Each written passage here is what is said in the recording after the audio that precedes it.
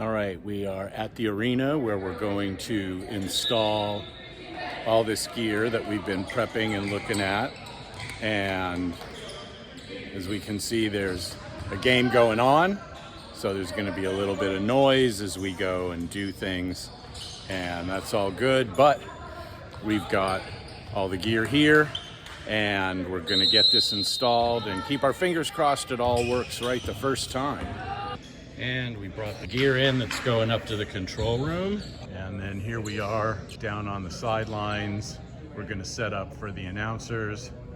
And then this is our arena. This is where we're working. And we've got our pile of gear here. Down here by the sidelines, we're gonna be setting up on this table here. This is where the announcers' position is down at the side of the field. And then up in that window up next to the LED wall there is the control room, and that's the other end of this where we're going to set up the other gear for the director to talk back. So this is our first step here. Everything's laid out and we have power in. House is supplying one headset, so that's why we only have two here that were on our order. So now we've got all that laid out, and we're going to do audio cabling and then clean up the cabling. House still has to get us power. Right now we're not powered from their strips, so they have to get us power and get the network connection box down here so we can do the other end.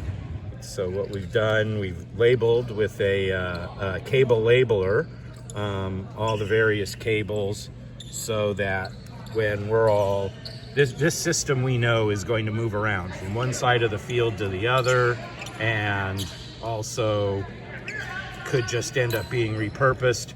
So we want to make sure that everything can be put back together and they can follow the documentation, just like we've labeled all the parts, and we put a few labels on various things so people know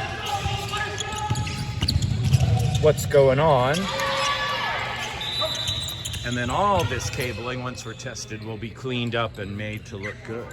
Like we're coming up to the engine room of a ship. We're coming up into the control room. And this is where we are going to do the other half of this install.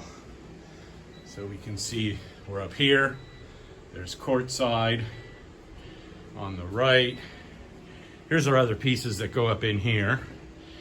And we are gonna set this up for the director at his table.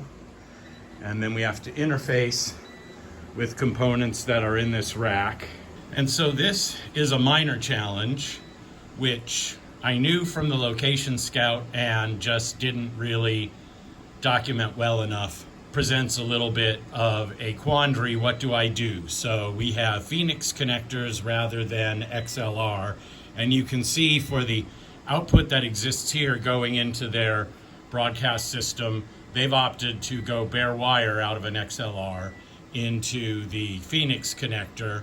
And the real quandary, which isn't much of a quandary, is do I make a XLR to bare wire Phoenix adapter so you can just plug XLR in and leave that hanging on the back, or do I chop off the XLR 3-pin connector and wire things directly into these Phoenix connectors? My inclination is to hack some cable apart and make XLR adapters, which I did bring some extra cable. And I think I'm going to do that. I hadn't factored that in, so I have to sacrifice some cable from inventory and then replace that, but that is probably what we want to do. As I am looking around the rack and getting ready to find the connectors and things that I need, I dig deeper, and lo and behold, what do I find but some pre-manufactured with Phoenix connector IO XLR adapters. I'll bet I knew those were here. This will make things a lot easier. Got everything wired in, and as we can see, no push to talk because there's no 48 volts on the microphone input on at the moment. So I've got to go over to the rack, find the network connection. This is a QSYS system. That I/O box right there is what we're dealing with. And that I/O box goes into a switch that's in here somewhere, which I will find, or maybe loop out of the I/O box with an Ethernet connector and get into the QSYS network and set 48 volts and set an input level on this microphone. And then that should be all that I need to do up here in the control room. Fingers crossed. So QSYS is open. I'm not going to go through all the connecting to it because I had to discover IP addresses and stuff, but we're connected to the core and we're down here in audio. The main thing we needed to do is need to go to the settings for our control room audio I/O, and then we need to turn on 48 volts on channel 1.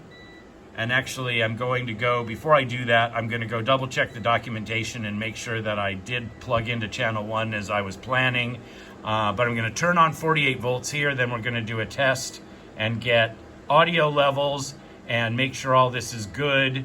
And then we'll be ready to go to courtside and power up and test down there. And we have the finished table with everything powered up and the mixer and the I/O box. Everything all working. The house headset is not connected.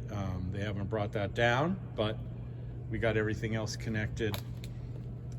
There's the I/O box with its finished wiring and then everything coming off, and got little zip tied bundles of everything. So this is how we go. Talent 1, Talent 2,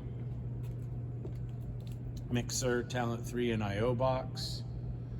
Mixer's all programmed, and what you would see there is fader sets 1, 2, 3, and 4 for Talent 1 and 2 up.